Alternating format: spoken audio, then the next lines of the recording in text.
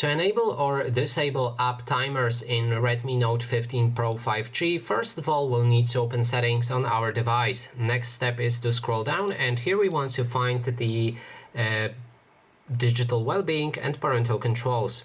Enter it. From there, scroll down and look for the app timers.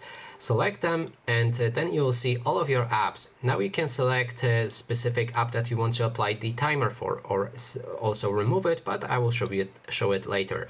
Let's go for the camera right here. We're gonna click on this hourglass and then apply the time for how long we can use this app. Let's say 1 hour and 30 minutes.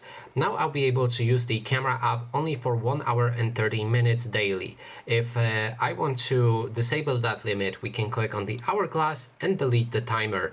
And that is basically everything. Thanks so much for watching, and if you like this video, please consider subscribing.